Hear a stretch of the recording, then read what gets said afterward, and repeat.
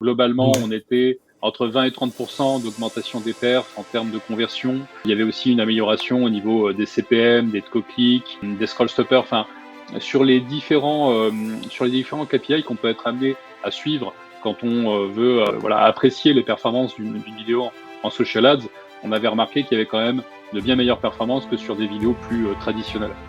Maintenant, là où le retour sur investissement est nécessairement plus intéressant sur des UGC, c'est que les UGC, ça coûte beaucoup moins cher que des créas traditionnelles. Donc forcément, si on a les mêmes résultats, si pour une créa A qui a été faite avec un plateau, des acteurs, etc., on a un retour sur investissement de 3, et que pour un UGC, on a ce même retour sur investissement de 3, nécessairement, si on prend tous les coûts en compte, l'UGC a un meilleur retour sur investissement parce que la créa A, elle aura coûté 5 000 euros et l'UGC, il aura coûté peut-être 300, 500 euros. Si le meilleur moyen d'apprendre, c'est de faire les erreurs soi-même, le moyen le plus rapide est encore de se nourrir de l'expérience des autres. Dans ce podcast, vous découvrirez tour à tour des invités inspirants, débutants ou vétérans du e-commerce, mais aussi des experts pour vous éclairer dans vos choix techniques, en vous montrant les chemins les plus courts et les plus sûrs vers vos prochains succès. Il est temps de lever le voile pour découvrir l'envers du décor. Bienvenue dans les secrets du e-commerce, la voie vers votre prochain million. Alors, bienvenue dans ce nouvel enregistrement des secrets du e-commerce. Aujourd'hui, je reçois deux acolytes, Julien et Émeric, qui vont nous parler des UGC. Alors, qu'est-ce que c'est les UGC ? Je vais laisser présenter les spécialistes justement en deux mots, qui nous racontent un peu ce que c'est, très succinctement. Qui veut prendre la parole ? Yes, Sébastien. merci Sébastien pour l'invitation déjà. Je t'en prie, Émeric. Je vais commencer. Du coup, pour se présenter, Julien et moi, on a fondé Kikads, qui est une agence social ads et UGC. Donc, on fait des social ads, donc de la gestion media buying comme assez traditionnelle en fait. Et en plus de ça, on produit des créas pour les social ads et des créas de style UGC. Donc, pour définir un peu ce que c'est qu'un UGC, donc ça veut dire User Generated Content, donc c'est du contenu généré par les utilisateurs, pour ceux qui ne parlent pas anglais, et à la base, ça peut être n'importe quel contenu en fait qui est généré par un utilisateur et qui va être mis sur Internet. Donc ça peut être Madame Michu qui prend une story avec son nouveau micro-ondes parce qu'elle l'adore et elle veut le partager à ses amis. Ça peut être un avis sur Trustpilot. Ça peut être une photo de ses nouvelles baskets. Ça peut être n'importe quel type de contenu. Madame Michu étant l'une de nos principales créatrices de contenu d'ailleurs. Exactement. Et quand on dit UGC aujourd'hui, on se réfère en général plutôt à de la vidéo, puisque c'est le format en vogue qui fonctionne. Et nous, d'ailleurs, c'est à 99% ce qu'on fait de la vidéo. Donc voilà, c'est un peu pour situer de quoi on parle aujourd'hui. Ok, très bien. Et Julien, présente-toi vite fait. Quel est votre parcours à tous les deux ? Ouais, alors, comment vous en êtes venus aux UGC justement Ouais, avec Émeric, on s'est rencontrés en agence. Donc, on était employé d'une agence qui s'appelle Ad Premier, qui est une agence de media buying Sophie-Polytème. À l'époque, j'étais Head of Social Ads et Émeric, c'était donc un de mes principaux consultants. On s'est très vite très bien entendu. On est devenus un peu potes. Et quand le UGC a commencé à émerger aux US, on a tout de suite détecté qu'il y avait quelque chose d'intéressant avec ça. On en a beaucoup parlé. On a commencé à le proposer à nos clients, notamment les clients sur lesquels on avait des problématiques de créa. Malheureusement, c'était pas gagné parce que justement, on avait beaucoup de clients en face de nous qui s'intéressaient pas beaucoup à l'aspect créa de leur social ads. Pour eux, c'était un sujet qui était vraiment subjectif. C'était compliqué de leur faire comprendre à quel point ça jouait un rôle phare et stratégique dans les performances de leur campagne. Et un jour, avec Émeric, on a décidé parce que ça nous intéressait, puis qu'on avait envie de même se lancer, d'approfondir le sujet, on a commencé à créer nous-mêmes des contenus pour ces clients, mais de manière gratuite. En fait, on leur a dit, OK, vous voulez pas investir ni de temps ni d'argent là-dessus, pas de problème. Regardez, nous, on va vous créer du contenu gratuitement. À partir du moment où ça vous va, qu'on les lance dans les campagnes derrière, pas de souci.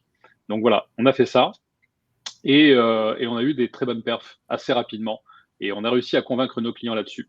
Donc du coup, pour nous, l'étape suivante, c'était de convaincre notre direction que le UGC, ça devenait un vrai sujet et on leur a proposé avec Émeric de développer cette activité au sein de l'agence. Mais l'agence croyait pas trop au UGC non plus.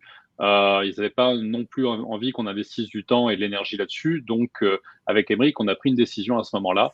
Ça a été de le faire en side business. Donc, KickAds, d'abord, ça a été un side business qu'on a lancé avec Émeric. Et dès le premier mois, on a fait 10 000 euros de chiffre d'affaires, alors que c'était juste une activité parallèle. Et quand on a vu à quel point ça démarrait vite, ça démarrait fort, on a compris qu'il y avait que c'était un vrai sujet, que c'était vraiment sérieux et que si on voulait donner une chance à cette activité-là, fallait qu'on s'y mette à 100%. Il n'y avait pas le choix. Donc du coup, on a rapidement pris la décision de se mettre à fond sur KickAds. Le premier et le plus courageux de nous deux, ça a été Émeric, qui a posé sa dème et qui fin août était à 100% sur KickAds. Moi, je l'ai rejoint fin octobre. Et donc voilà, notre parcours, c'est ça, c'est le parcours de 2 média buyers en social ads qui ont vu qu'il y avait quelque chose qui arrivait avec le UGC. Du coup, on a voulu aller au fond des choses et aujourd'hui, là, on propose aux marques de les accompagner sur leur production de contenu, notamment sur du contenu UGC. D'accord. Et c'est apparu en quelle année les UGC? Parce que ça m'a l'air assez récent comme phénomène. Pour les UGC, c'est difficile parce que le principe, en fait, il est vieux comme le monde. Quand tu as une campagne pour de la lessive qui lave plus blanc que blanc avec la ménagère de moins de 50 ans, c'est du UGC en soi. C'est du UGC avec des codes différents, avec des codes il y a 15-20 ans, mais c'est du UGC aussi. Donc, le UGC en tant que tel, c'est difficile de dire quand est-ce que c'est apparu. Maintenant, les UGC dont on parle aujourd'hui, c'est un format qui est apparu, on va dire, avec les stories Instagram et avec l'apparition de TikTok. Donc, il n'y a pas vraiment de date, mais je dirais peut-être 2018, quelque chose comme ça, 2019. D'accord. Et c'était quoi les vrais débuts qui ont cartonné? C'est les unboxings d'influenceuses, peut-être? C'est ça qui a fait décoller le genre? Ouais, c'est ça, exactement. C'est les influenceurs, influenceuses. C'est eux qui ont vraiment démocratisé le format. Parce qu'aujourd'hui, tout le monde sait ce que c'est que l'influence, le marketing d'influence. Et ça existe sur les réseaux sociaux. C'est assez récent à l'échelle de la publicité. Mais ouais, ça existe quoi depuis 5-6 ans. Donc c'est vraiment ça qui a démocratisé le format. D'accord. Et tout à l'heure, vous parliez du fait que les agences, au début, elles étaient réticentes à aller dessus. Donc, elles ont raté le train, en gros. Non, je dirais plutôt que c'est difficile, en fait, de pivoter lorsque tu t'es spécialisé sur un domaine, sur un marché, que ta machine est bien huilée, tu as quelque chose de nouveau qui arrive, c'est pas toujours évident. Pour prendre un exemple, étant donné qu'Émeric et moi, on vient du milieu des agences de marketing digital, on a pu observer des choses comparatives, comme des agences spécialisées en Google Ads qui ont vu que les social ads, ça arrivait, que ça devenait quelque chose d'important et qui se sont dit, OK, il faut pas qu'on passe à côté et qu'on se lance nous aussi et qui ont abordé l'angle des social ads de la même manière qu'ils géraient les Google Ads, alors que c'est deux activités qui sont quand même assez différentes et qui fonctionnent de manière assez différente. D'ailleurs, les clients sont assez différents. En soi, on n'a pas toujours on n'a pas toujours en face les mêmes marques ou les mêmes entreprises en Google Ads et en Social Ads. Et donc, voilà, il y a des agences qui ont voulu se lancer en Social Ads et qui se sont plantées. et qui n'ont pas réussi à vraiment bien gérer le développement de cette activité-là. Donc je pense que c'est un petit peu pareil avec les studios de créa. Il y a des studios de créa qui existaient, qui étaient bien établis, qui proposaient des contenus motion design ou des vidéos réalisées avec pas mal de ressources, des acteurs, des décors, etc. Donc, on parle de vidéos qui sont assez lourdes et onéreuses.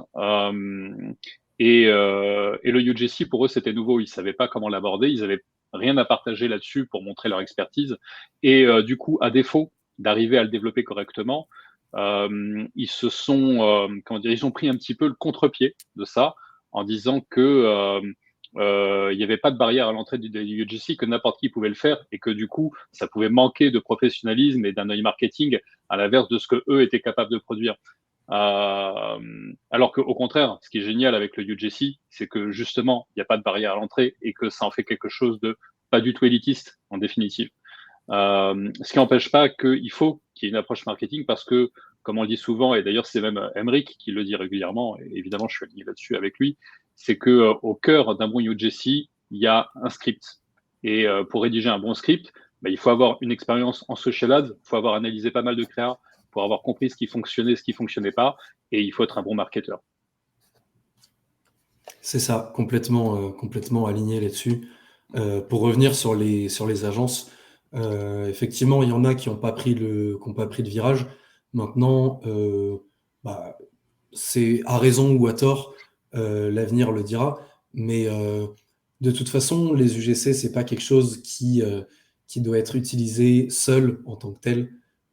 C'est-à-dire que les créas plus professionnels, plus brandés ont toujours leur place. Les statiques, toutes sortes de statiques ont toujours leur place aussi.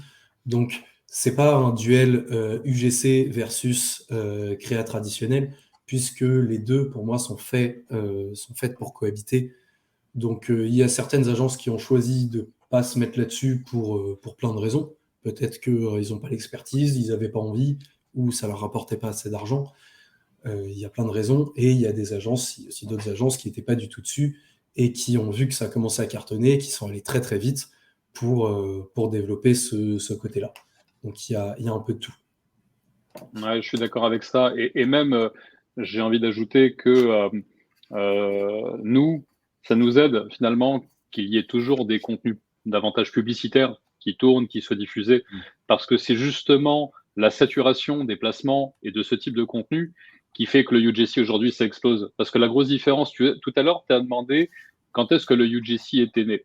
Finalement, je pense que c'est moins important de savoir quand est-ce que ça a démarré, de savoir pourquoi ça a démarré. Et ce qu'on peut dire de la plupart des pubs qu'on voit qui sont très travaillées en motion design ou avec des acteurs, c'est que ce sont souvent des pubs dans lesquelles on met le produit au centre du contenu. Le UGC, de par ce côté justement user-generated content, on fait surtout du UGC-like aujourd'hui. 99% des vidéos UGC ne sont pas forcément de vrais clients, ce sont des créateurs de contenu, mais généralement, ce sont quand même des personnes qui ont un intérêt pour le produit, la marque ou le service. Et ce qui est important, donc, c'est que c'est l'utilisateur qu'on va mettre au centre de ces vidéos-là. Parce qu'au final, ce qui intéresse vraiment les gens, c'est le bénéfice et l'usage. Donc, ce qui fait qu'un UGC, ça fonctionne, c'est que d'un côté, on va avoir ce côté user, ce côté bénéfice qui va être davantage mis en avant versus le produit. L'autre constante, parce que c'est vrai que finalement, pour ce qui est de la définition du UGC avec Emric, on en a parlé avec des tas de gens, et il y a plein de personnes qui ne sont pas forcément d'accord sur cette définition, mais il y a quand même des points communs. Et un élément constant, c'est que ce sont des vidéos tournées au smartphone, parce que ça leur donne un côté plus authentique. Donc du coup, ça permet d'avoir des contenus de qualité, mais qui se fondent régulièrement bien, du coup, dans les fils d'actu, ou les stories, ou les reels, ou les TikTok, des gens qui sont sur les réseaux sociaux, et ça leur permet d'arriver sur une vidéo sympa et de pas forcément se dire d'entrée que c'est une pub, et du coup ça va leur permettre de s'intéresser davantage à ce que cette vidéo a délivré comme message. Ouais, j'ai vu quelques exemples sur TikTok par exemple. Quand c'est bien monté, en fait tu fais pas la différence avec le reste de ton fil et tu es accroché tout de suite. Même Exactement, c'est le but. Même si c'est stupide des fois. Et d'ailleurs, c'est Et d'ailleurs, c'est aussi le rôle des premières secondes de la vidéo qu'on appelle le hook ou le scroll stopper. C'est justement le rôle de cette partie-là, c'est de t'accrocher pour que tu regardes la suite de la vidéo. Et ça, c'est pas spécifique à la publicité, puisque les créateurs de contenu TikTok utilisent exactement le même principe sur leurs vidéos en organique, puisqu'on sait que le temps de visionnage, c'est ce qui fait qu'un TikTok et qu'une publicité vont fonctionner ou non. Est-ce qu'il y a des approches différentes selon les plateformes, entre TikTok et Facebook, par exemple, ou Instagram? Est-ce que les codes sont les mêmes ou ce qui marche sur l'un fonctionne aussi sur l'autre?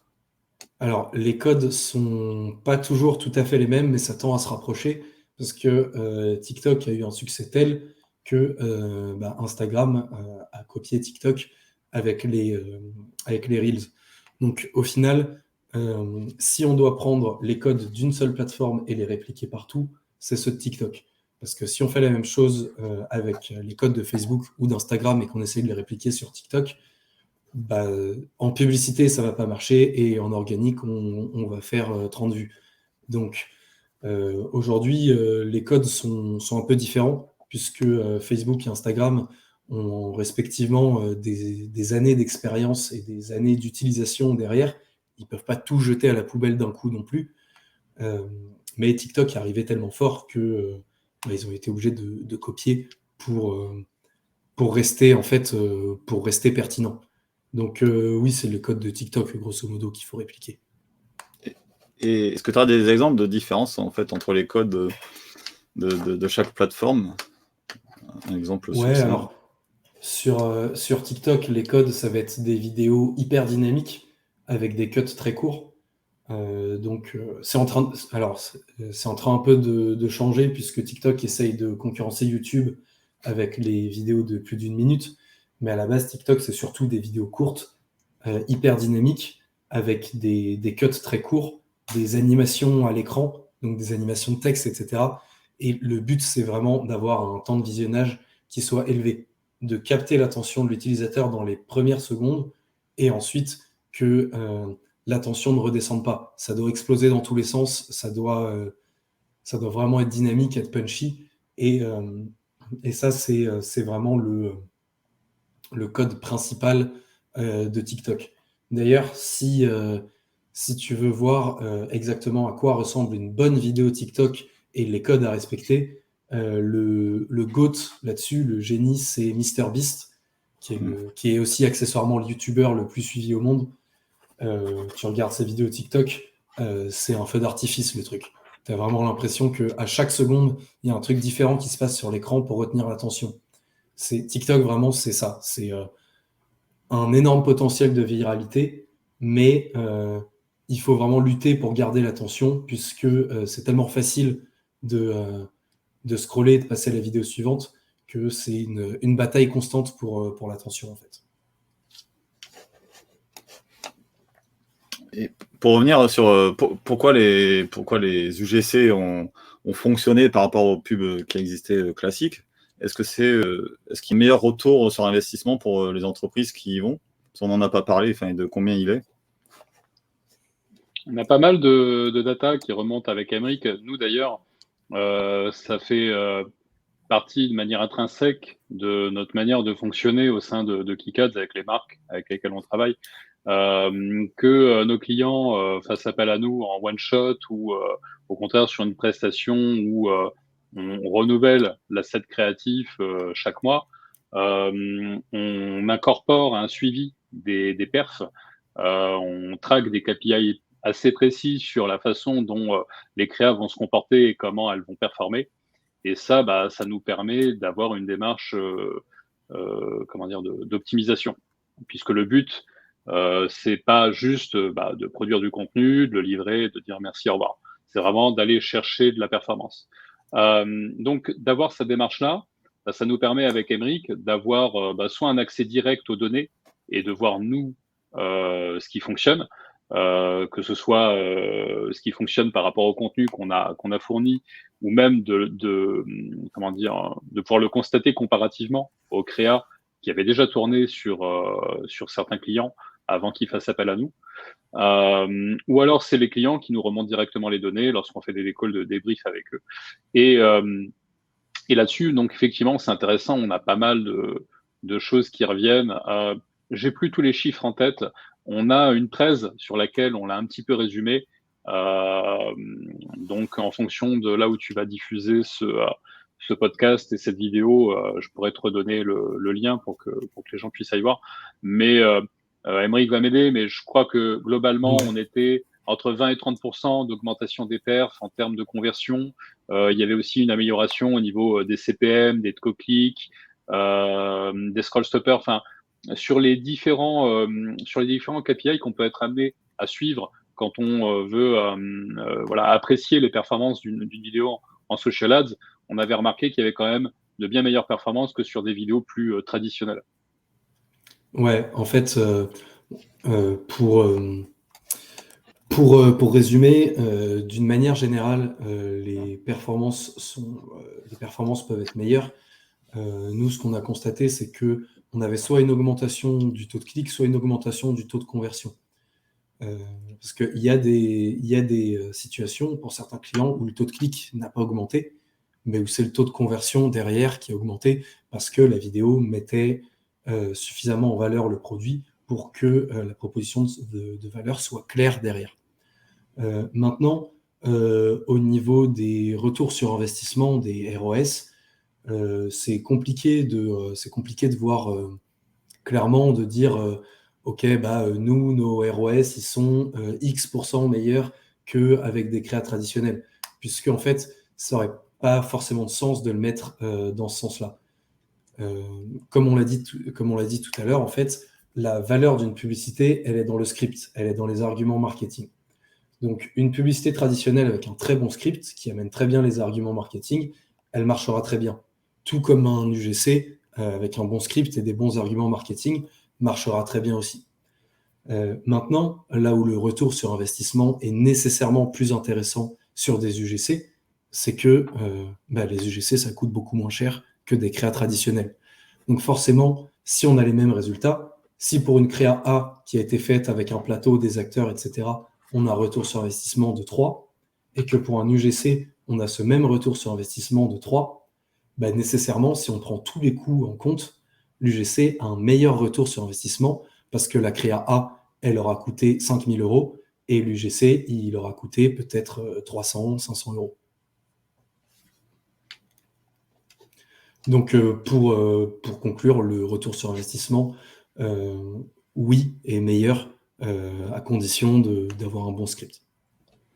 Voilà, et d'avoir un bon produit. Parce que le UGC, comme n'importe quelle créa, c'est pas une baguette magique. Donc, si la bonne audience s'identifie à la vidéo, si le scroll stopper est bon, si au-delà des 3 secondes, on a des plans qui sont rythmés, qui mettent bien en avant le service, que donc globalement, on a une corrélation entre le scroll stopper et le taux de clic. Donc, généralement, les deux fonctionnent ensemble. Quand tu as un bon scroll stopper, tu as un bon taux de clic. Donc, si là, tu as une audience qui est qualifiée, en général, en découle un bon taux de conversion à partir du moment où le produit et le service ont été validés, j'ai envie de dire, en termes de marché. Nickel. Et au niveau des scroll stoppers dont tu parlais à l'instant, est-ce que c'est toujours les mêmes recettes qui fonctionnent ou faut changer dans le temps parce que les gens finissent par se lasser à reconnaître intuitivement que c'est toujours les mêmes approches qui sont faites et du coup ça lasse? Alors là-dessus, je vais te faire une réponse de Normand ou une réponse de marketeur. Ça dépend. Il y a des concepts qui fonctionnent toujours. Je te donne l'exemple du 3 raisons. 3 raisons de faire ci, 3 raisons d'acheter ça, 3 raisons pour lesquelles j'adore machin. Ça, c'est un concept qui a été poncé, qui a été essoré, que ce soit aux États-Unis, en France, dans tous les pays, et ça continue de fonctionner. Tu as aussi le hook problème, c'est-à-dire je veux vendre je veux vendre n'importe quel produit. Si mon produit est cohérent, il répond à un problème. Donc le hook, ça va être d'accentuer le problème, de montrer la situation du problème en accentuant volontairement pour que ce soit très visuel et qu'on voit dès le départ quel est le problème. Donc ça, en fait, c'est toujours les mêmes mécanismes. Maintenant, on peut les exploiter de plusieurs façons différentes. On peut en arriver à des trucs très originaux, très spéciaux visuellement. Donc, il y a des choses qui marchent très bien. Par exemple, verser un liquide. Si on vend une boisson ou quelque chose qui est en relation avec une boisson, le fait de verser un liquide dans un verre et de mettre un boomerang là-dessus, c'est quelque chose qui a très bien fonctionné, qui fonctionne toujours bien. Maintenant, est-ce que l'effet boomerang, c'est quelque chose qui va fonctionner encore pendant 10 ans? Je ne sais pas. Mais en tout cas, les mécanismes derrière sont toujours les mêmes. Il faut faire quelque chose qui soit très visuel, du type vidéo ASMR, vidéo satisfaisante. Ça marche bien. Et il faut aussi jouer sur les émotions, c'est-à-dire jouer par exemple sur la curiosité. Je vois qu'à l'écran, il y a une personne qui a tel ou tel problème. Moi, j'ai le même problème. Selon comment c'est mis en scène, ça va me faire rire ou alors ça va m'interloquer. Je vais me dire ah ouais, je me reconnais vachement là-dedans en fait, parce que moi j'ai exactement le même problème que ça, donc je vais regarder cette vidéo et je vais voir ce qui se dit.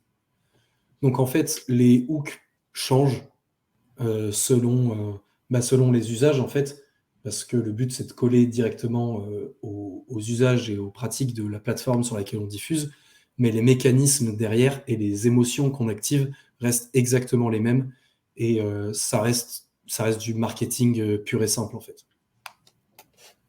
Ouais, ça ressemble aussi au copywriting, parce que vous faites les scripts, et du coup c'est les mêmes structures que vous utilisez. Non, justement, on Non, réutilise d'accord. jamais les mêmes structures. Ça a même été un sujet avec entre Émeric et moi, parce qu'il y a eu un moment donné où moi, je réfléchissais à toujours de nouvelles manières d'optimiser nos process, notre mode de fonctionnement, pour essayer de continuer, évidemment, de délivrer un maximum de valeur, mais aussi de gagner un maximum de temps.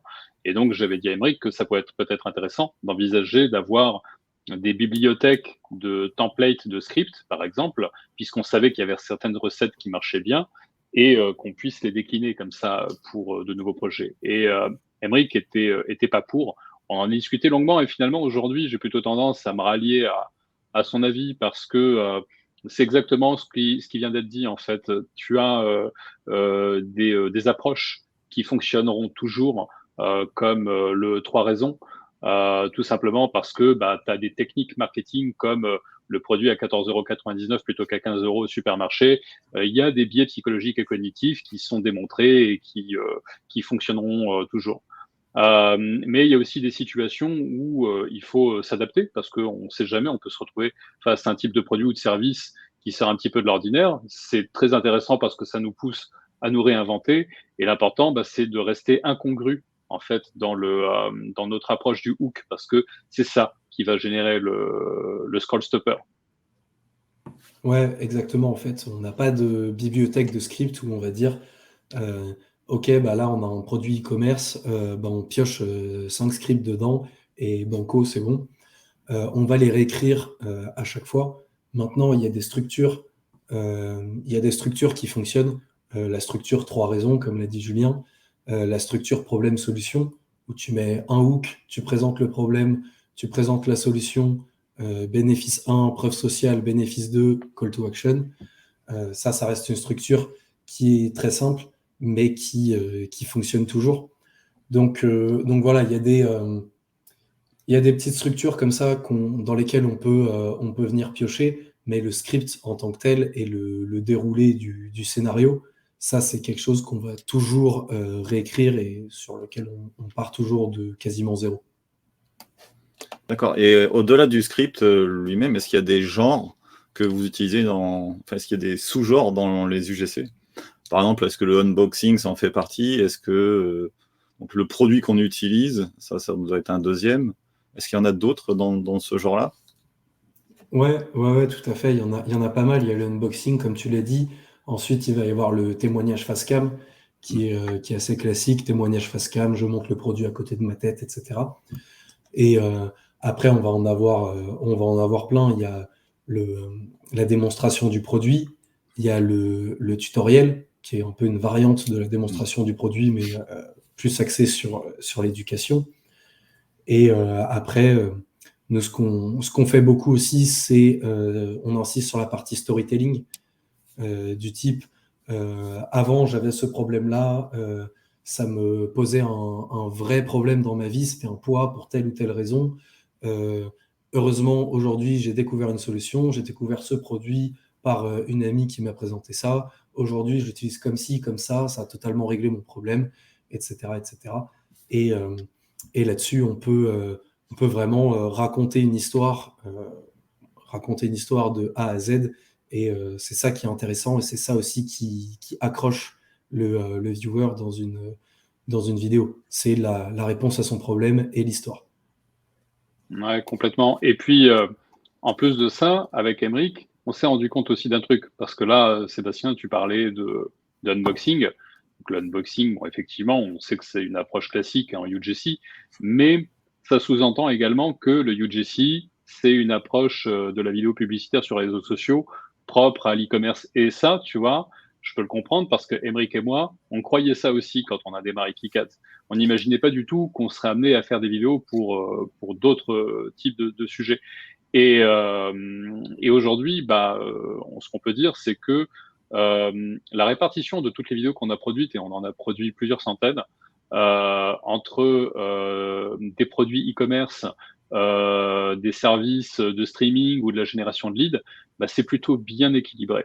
Et du coup, quand tu te retrouves à devoir retrouves à devoir réaliser une vidéo pour mettre en avant un service pour de la génération de leads, tu es obligé d'être inventif et créatif parce que les grands classiques du UGC en e-commerce, comme justement l'unboxing, etc., ce genre de sujet-là, ils fonctionnent pas là.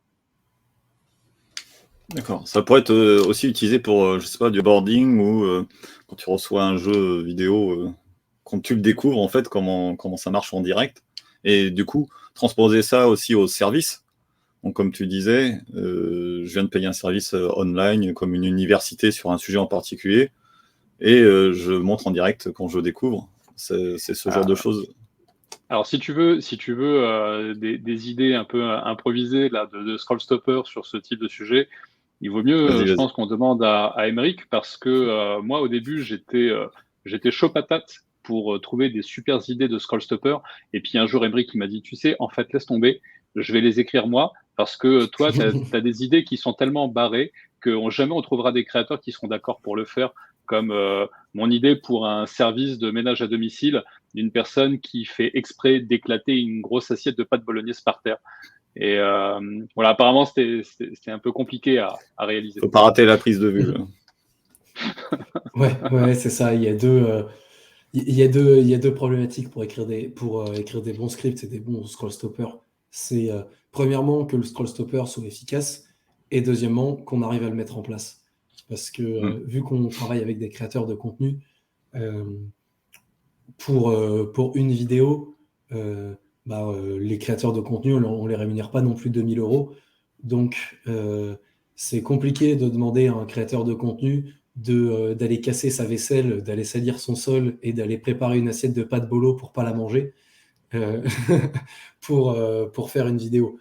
Donc c'est vrai qu'il y a pas mal de problématiques qui rentrent en compte et qui des fois font qu'on est un peu obligé de se brider parce que il y a certains scripts qu'on avait écrits qui étaient très bien et qu'on a eu du mal à faire tourner. Au final, on a réussi, mais qu'on a eu du mal à faire tourner parce que des fois, ça nécessite un peu de mise en scène, un peu de préparation, et tout le monde n'est pas d'accord pour prendre le temps de faire tout ce travail-là.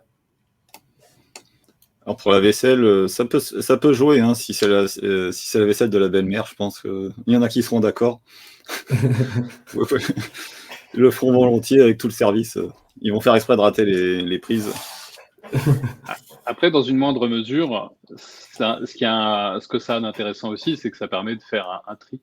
parce que sans aller jusqu'à éclater une assiette de pâte bolo par terre, des fois dans les scripts, justement, on essaye d'être un petit peu originaux, de trouver des idées qui sont sympas pour avoir de bons scroll stoppers. Alors oui, ça nécessite un petit peu d'organisation et un minimum de logistique pour les créateurs, mais après sans leur demander des efforts dingues non plus. Et des fois, on est face à des refus. Et avec Emric, pour nous, c'est intéressant parce que ça nous permet de filtrer un petit peu les créateurs qui sont de vrais créateurs de contenu, qui aiment ça, qui voient ça d'un œil finalement très professionnel. Et puis ceux qui ont vu ça comme une tendance sur laquelle ils pouvaient surfer pour gagner très vite un peu d'argent en filmant tout et n'importe quoi avec leur smartphone, mais sans forcément non plus se donner beaucoup de mal. Et nous, notre objectif finalement, c'est effectivement pas de travailler avec ce type de personnes. Donc voilà. Et comment ça se passe la création d'un script? Vous travaillez tous les deux de votre côté. Est-ce que les utilisateurs interviennent à un moment avant la fin, ou vous découvrez à la fin la personne veut le faire, celui-là, faut tout recommencer? Alors en fait, les scripts, c'est moi qui les écris à partir d'un brief donné par le client. Donc on lui transmet un questionnaire. Il y a 5 ou 6 questions à remplir pour que nous, on puisse s'approprier la marque et les arguments de vente de la marque pour qu'on sache ce qu'il va falloir mettre dans les scripts. Ensuite, j'écris les scripts, donc avec plusieurs versions des hooks à chaque fois et avec un niveau de détail en général assez élevé pour qu'il y ait le moins de surprises possible quand on passe de l'étape script à l'étape vidéo. Et ensuite, c'est le client qui va valider ou pas les scripts. On va faire des allers-retours si nécessaire. Et ensuite, une fois que c'est validé, nous, on va transmettre ces scripts-là à nos créateurs de contenu qui vont tourner les vidéos en s'efforçant de respecter le script. Mais ce qu'on leur dit bien à chaque fois, c'est que le script, c'est pas, il ne faut pas le prendre comme des barrières, en fait, il faut le prendre plutôt comme un guide. C'est-à-dire qu'on va voir le script, mais si jamais le créateur de contenu veut modifier des choses dans le script, nous, on est totalement ouvert à la discussion là-dessus. Si par exemple, il y a des phrases qui ne paraissent pas naturelles, il y a des postures qui ne leur paraissent pas naturelles, où ils se disent là, moi, si je le fais, ça va vraiment passer pour une pub. En fait, ça va être gros comme une maison, que c'est une pub et c'est pas ce qu'on veut voir. À ce moment-là, nous, on est totalement ouvert là-dessus et le créateur de contenu a aussi son mot à dire sur les scripts. Si vraiment ça lui convient pas, si en le tournant, il se rend compte que c'est pas naturel, il peut totalement modifier, à condition, bien sûr, que le script perde pas son essence et perde pas les arguments qu'on voulait faire passer. Donc là-dessus, il y a une discussion avec le créateur quand c'est nécessaire. C'est assez rare, pour être honnête. En général, les créateurs respectent le script à la lettre et vont nous envoyer en plus des plans supplémentaires parce qu'eux, ils ont eu d'autres idées et qu'on va pouvoir être libre d'utiliser ou non. Mais quand c'est nécessaire, oui, il y a une discussion là-dessus. Le but, c'est pas non plus de brider les créateurs et de leur dire à ce moment-là, tu tiens le produit exactement de cette façon-là, tu dis exactement cette phrase, sinon ça va pas, parce que le but, c'est que ça paraisse naturel et authentique. Et au bout d'un moment, ça se voit si ça l'est pas du tout. Généralement, c'est quand même un aspect sur lequel on éduque le client et la marque en amont de la presta pour qu'il soit au courant, justement, pour éviter qu'il y ait un doigt pointé sur ça quand on livre les vidéos. Mais surtout, ce qu'on fait aussi, c'est qu'on leur fait valider les scripts, mais on leur fait valider aussi les créateurs. C'est-à-dire que nous, Emric et moi, de par notre expertise, on sait dans notre pool de créateurs quels sont ceux qui vont le mieux coller aux personas de nos clients. Donc du coup, une fois qu'on a rédigé les scripts, on va en parallèle, pendant la phase de validation des scripts par le client, identifier les créateurs et les créatrices qui nous semblent, nous, les plus pertinents pour ces vidéos-là. Et on va soumettre leur profil au client avec une sélection de 1, 2 ou 3 vidéos qui ont déjà été tournées par ces créateurs-là. Ça va permettre au client de savoir qui va jouer dans ces vidéos, de voir des exemples et de le rassurer aussi. Donc voilà, ça va lui permettre encore une fois, de se projeter un peu plus facilement, parce que l'idée, c'est ça. Entre le niveau de détail des scripts et la validation des créateurs, l'objectif, c'est de permettre aux clients de se projeter dans le résultat final. D'accord. Il y a une question qui me vient à l'esprit. Est-ce que c'est un script, une personne, un créateur qui va tourner derrière, ou est-ce que la même version du script va être faite par deux personnes, ce qui donnerait deux pubs différentes, ou est-ce qu'elle serait trop similaire pour être diffusée? Alors, c'est une question intéressante parce que justement, on se l'est posé il y a vraiment pas longtemps et on a développé une nouvelle offre qui est plus du one-shot ou de l'abonnement, on repart de zéro à chaque fois. Ça va être une offre d'abonnement, mais d'itération créative. C'est-à-dire qu'au départ, on va produire des nouvelles créas et par rapport à ce qu'on apprend de ces créas, on va ensuite poncer les concepts qui ont fonctionné. C'est-à-dire qu'on va changer les hooks, on va changer les call to action, on va essayer d'inverser des scènes, on va essayer de re-shooter des scènes de façon différente pour avoir un nombre le plus important possible de variantes de la même créa. Et une des idées qu'on a eues pour faire des variantes de cette même créa, c'est de reprendre exactement le même script et de le donner à un autre créateur. Donc à la base, on ne le faisait pas, c'était un script, un créateur. Mais aujourd'hui, on est amené à le faire, mais plutôt dans le process d'itération. C'est-à-dire que quand on écrit un script et qu'on ne sait pas encore s'il va fonctionner, on va le donner uniquement à un créateur. Et ensuite, si on valide que ça a très bien fonctionné pour ce script, pour cette vidéo-là, on va faire tourner exactement la même vidéo, mais par un autre créateur pour avoir un résultat qui sera au final différent, puisque chaque créateur va tourner un peu à sa sauce. Et aussi, bien sûr, on donne plusieurs scripts différents au même créateur pour avoir des visages qui changent. C'est-à-dire que, par exemple, si on va faire 5 vidéos pour une marque, on va pas avoir nécessairement 5 créateurs différents, mais on va pas non plus en avoir un. Le but, c'est d'avoir des créateurs, des visages qui changent, parce que si on a toujours le même visage, ça commence à être un peu lourd au niveau de la fatigue. Mais aussi, c'est intéressant d'avoir des créateurs qui font plusieurs vidéos, tout simplement parce que nous, on connaît nos créateurs, on sait lesquels vont être performants pour tel ou tel type de vidéo. Et il y en a certains avec qui on a envie de bosser pour plusieurs vidéos pour le même projet. Et au niveau des créateurs, est-ce que c'est surtout des créatrices, comme on pourrait le penser sur certains produits cosmétiques, par exemple, ou est-ce que... Ouais, vas-y. Non, excuse-moi. Ouais, non, j'allais dire, c'est vrai que effectivement, il n'y a pas de mystère, hein. Le UGC, c'est un format qui attire beaucoup une certaine catégorie de personnes. Donc nous, dans notre pool de créateurs, on a beaucoup de créatrices et des créatrices qui correspondent à une certaine tranche d'âge. Maintenant, on en a suffisamment et on en a qualifié surtout suffisamment pour avoir un éventail de créateurs et de créatrices assez large qui correspondent à différentes tranches d'âge et qui correspondent surtout aux différents personas sur lesquels on peut être amené à travailler pour nos clients en évitant de retomber toujours sur les mêmes personnes.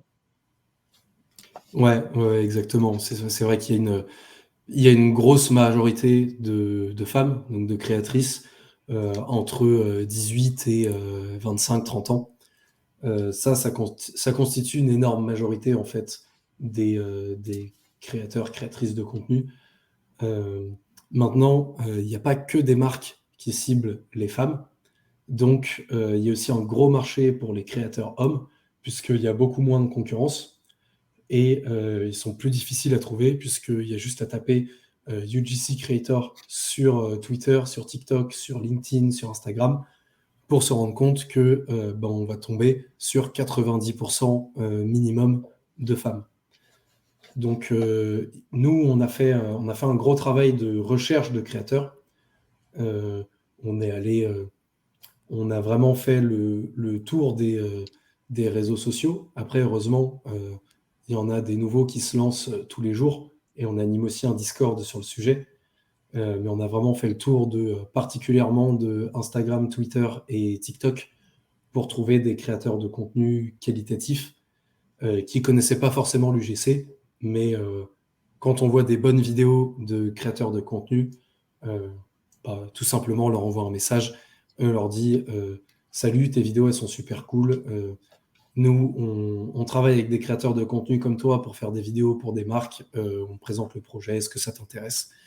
Et voilà, en général, ça se fait comme ça pour les profils un peu plus rares. Et pour les profils femmes 18-30 ans, en général, c'est pas très compliqué. On a déjà une vingtaine, voire une trentaine de profils avec lesquels on a déjà travaillé qui sont vraiment très, très quali. Donc, sur ces profils-là, on a vraiment aucun mal. D'accord. Et je me rends pas compte du nombre de publicités qui tournent en France à un moment donné. Quand tu tournes avec 20-30 personnes, est-ce qu'il n'y a pas des chances qu'on le retrouve dans plusieurs pubs qui n'ont rien à voir les unes avec les autres, mais que moi, en tant que consommateur Il y a des chances. Par contre, il y a moins de chances que tu fasses partie des mêmes audiences. Ouais, c'est ça. En fait, nous, on a, quand je disais 20-30 créateurs, c'est sur ce profil-là, sur le profil femme 18-25. Après, on en a un peu plus si on prend l'ensemble. Maintenant, oui, nos créateurs et créatrices tournent dans des vidéos pour des marques qui sont différentes. Maintenant, à chaque fois, nous, on les sélectionne parce que ces créateurs, créatrices, ils sont dans la cible. C'est-à-dire que si on nous demande des femmes 18-25, on va aller chercher des femmes 18-25. Mais maintenant, si on nous demande des hommes de plus de 30 ans, on ne va pas proposer des femmes de 18-25 ans. Donc au final, on peut voir les mêmes personnes dans des publicités pour des produits différents, mais en fait, ces personnes-là correspondront à chaque fois à la cible, donc ça ne va jamais être choquant. On ne va jamais se dire, mais attends, qu'est-ce qu'il fout dans cette pub-là? Lui, il n'a rien à y faire. Ça va jamais être à ce point-là. Et en plus, le côté positif aussi, c'est que l'UGC aujourd'hui, c'est un domaine qui n'est pas encore très professionnalisé.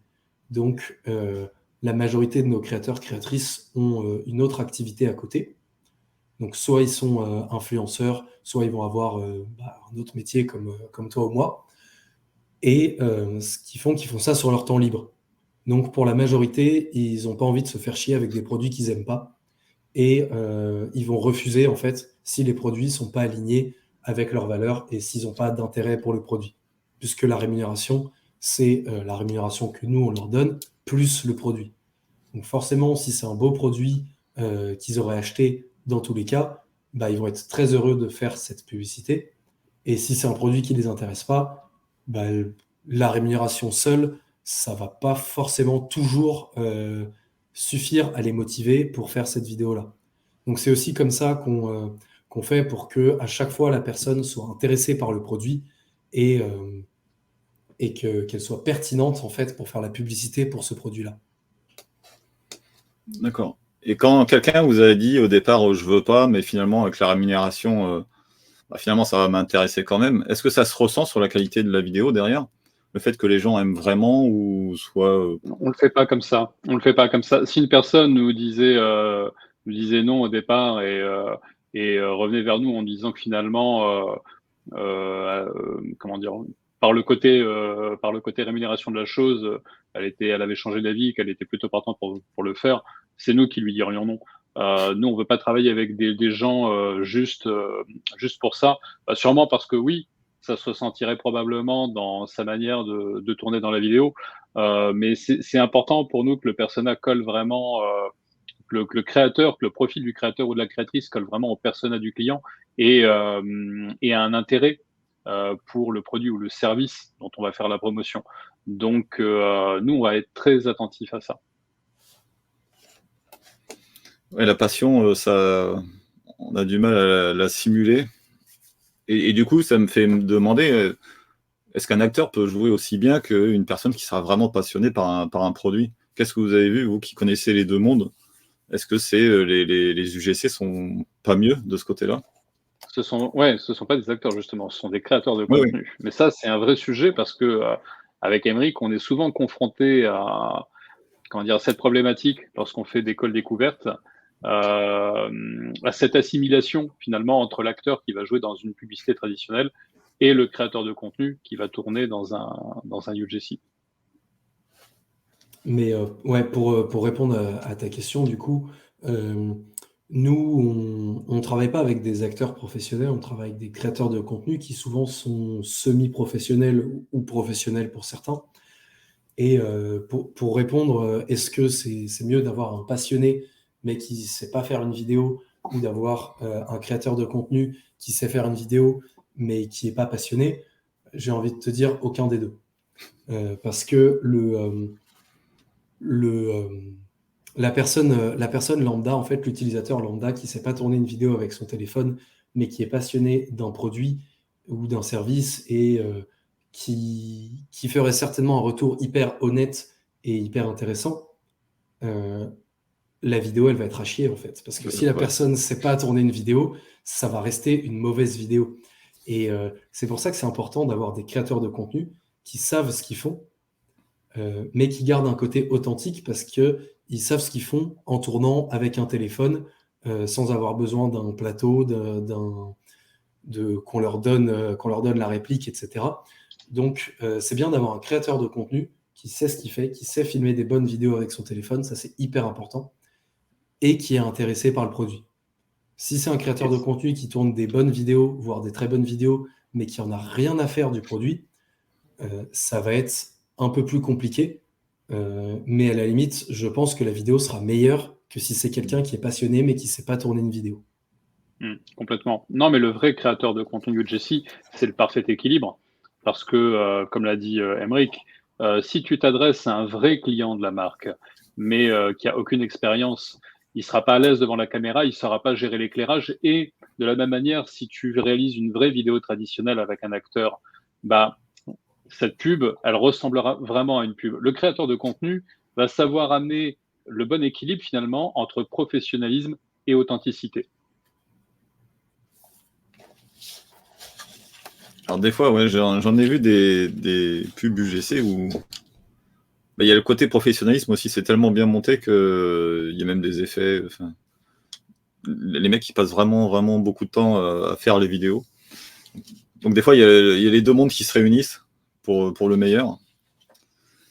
Oui et non, parce que oui, les effets que tu génères sur un UGC sont pas du niveau des effets que tu peux amener en post-prod sur une vraie publicité traditionnelle.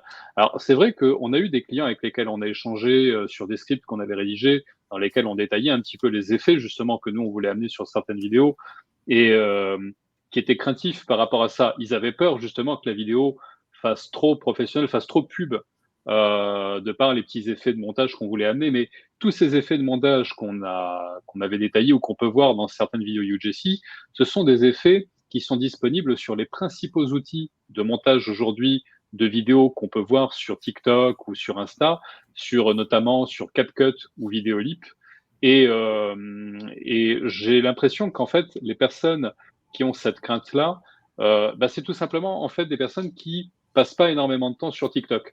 Moi, comme Emric s'amuse à le dire, je suis le premier vieux à avoir traîné mes guêtres sur TikTok. Mais en vrai, j'y passe du temps. C'est un réseau que j'aime bien. Et beaucoup des vidéos qu'on y voit aujourd'hui, elles ont un certain niveau de montage et de professionnalisme. Alors, voilà, encore une fois, pas du niveau de post-prod d'une grosse vidéo publicitaire, mais aujourd'hui, il y a un vrai intérêt, une vraie passion pour les créateurs de contenu à faire des choses assez sympas qui sortent de l'ordinaire.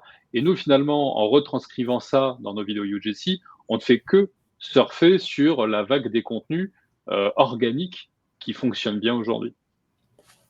Exactement. C'est exactement ce que je voulais dire aussi. En fait, avoir du montage, avoir des effets vidéo, etc., c'est bien à deux conditions. La première condition, c'est que ça serve le but de rendre la vidéo dynamique. Et la deuxième condition, c'est que ça s'insère dans le feed d'actualité. C'est-à-dire que si sur TikTok, aujourd'hui, on voit que des vidéos avec du montage, avec des effets, etc., il faut en mettre. Si, à l'inverse, on voyait que des vidéos en face cam, tournées à la va-vite, sans trop de montage, c'est ce qu'il faudrait faire. Maintenant, aujourd'hui, on voit un peu des deux, mais ce qui fonctionne le mieux, en tout cas en publicité, ça va être les vidéos avec un peu de montage. Maintenant, ça ne veut pas dire que il faut nécessairement mettre des effets, etc., pour faire des bons UGC. Ça, c'est pas vrai. Puisque les effets, c'est secondaire, en fait. Ce qui fait vraiment la performance de la vidéo, je le redis, je me répète, c'est le script, c'est les arguments marketing qu'il y a derrière. Maintenant, si les effets font que la forme colle avec la plateforme sur laquelle c'est diffusé, c'est encore mieux. Mais c'est pas une nécessité absolue non plus. Tout à l'heure, on parlait de créateurs et créatrices. Est-ce que vous faites intervenir aussi des enfants avec les parents derrière, bien évidemment? Est-ce que vous avez eu des publicités pour, par exemple, des e-commerce qui vendaient, je sais pas, des jouets ou des Montessori, enfin des choses comme ça? Alors, c'est un sujet qui est revenu beaucoup plus de fois que tu peux l'imaginer, parce qu'on a eu beaucoup de demandes pour des produits pour bébés, des produits pour la petite enfance, etc. Et c'est un sujet qui est compliqué, parce que déjà, trouver un créateur ou une créatrice de contenu qui est prêt à tourner avec son enfant, c'est compliqué.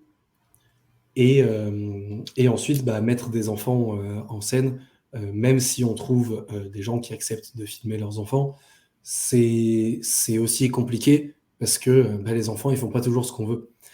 Et nous, on l'a fait à quelques reprises. On l'a fait tout au début, en fait, quand on tournait les vidéos nous-mêmes et qu'on faisait pas encore appel à des créateurs de contenu. Et pour cette partie-là, c'est Julien qui a tourné lui-même avec ses enfants et qui a dû mettre la main à la pâte et qui a tourné aussi avec des amis, je crois. Exactement.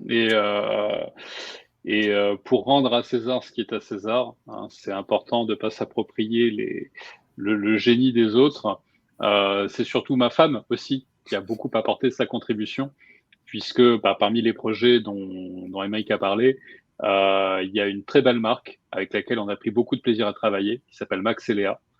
C'est un projet, je tiens à le préciser également, sur lequel on a pu travailler grâce au concours de Joseph Degnaud, qui est un ami et également un partenaire. Donc Max et Léa, c'est une marque de jouets pour la petite enfance qui participe favorablement au développement des enfants, motricité, développement intellectuel, etc. Et on avait trois jeux à mettre en scène. Et l'un de ces jeux, ça a été assez difficile puisque donc j'ai pu faire jouer mes deux garçons, l'un à 8 ans, l'autre à 3 ans. Et celui qui a 3 ans n'était pas très chaud pour un des jeux. Et donc voilà, comme je le disais il y a une minute, il faut rendre à César ce qui est à César. Ma femme a eu l'idée de cacher un bonbon dans le jeu, ce qui fait que sur la vidéo, on a l'impression qu'il s'éclate, qu'il est comme un fou en train d'ouvrir un petit peu tous les compartiments du jeu. C'est parce qu'en fait, il cherchait absolument le bonbon. Pas mal à retenir. Et du coup, ça vaut... Pour répondre à ta question, c'est très difficile de faire intervenir des enfants sur des UGC, ce qui est un peu moins le cas sur des tournages classiques, puisque il y a plus d'expérience dans ce domaine-là et il y a des agences spécialisées, il y a des sites de casting où on peut faire intervenir des enfants, etc. C'est beaucoup plus normé. Pour des pubs traditionnelles, pour des UGC, c'est encore un peu plus compliqué, mais ça viendra. D'accord. J'avais vu un post LinkedIn, je sais plus, je crois que c'était toi, Émeric, qui l'avait écrit sur ChatGPT et les scripts. Est-ce que c'est un outil que vous avez regardé pour vous aider ou c'est juste gadget et tu le vois comment? C'est un outil que j'utilise tout le temps pour créer mes scripts maintenant. Et qui me fait gagner énormément de temps. Là, par exemple, aujourd'hui, j'ai écrit 6 scripts pour une marque et sur les 6, il y en a 3 que j'ai écrits en m'aidant de ChatGPT, dont 2 où carrément, en fait, il m'a sorti le script, j'ai fait un copier-coller et j'ai modifié les scripts à la main parce que le ton à employer, les arguments, etc., ChatGPT a moins de notions de marketing, on va dire, que nous, on peut en avoir pour écrire des scripts, ce qui est normal. Mais il y en a deux, en tout cas, où la structure du script est complètement ChatGPT. Donc oui, c'est un outil qu'on utilise. Et c'est même un outil qu'on utilise beaucoup et que je pense on va utiliser de plus en plus à force de découvrir des nouveaux cas d'usage. Ouais, comme tu Et dis, d'ailleurs, ouais, non, juste, je voulais préciser qu'on ne l'utilise pas que pour nous aider dans la rédaction des scripts. C'est un outil qu'on utilise assez largement et même dans la rédaction de campagnes d'emailing, par exemple. ouais, j'ai joué beaucoup avec pendant les fêtes, là, entre les deux fêtes. Et j'ai écrit plusieurs articles de blog. Et l'intérêt que je vois de la chose, effectivement, c'est pas fait pour nous remplacer. Comme tu disais, Aymeric, il y a toujours notre expertise qui intervient derrière. Ça nous fait gagner beaucoup de temps.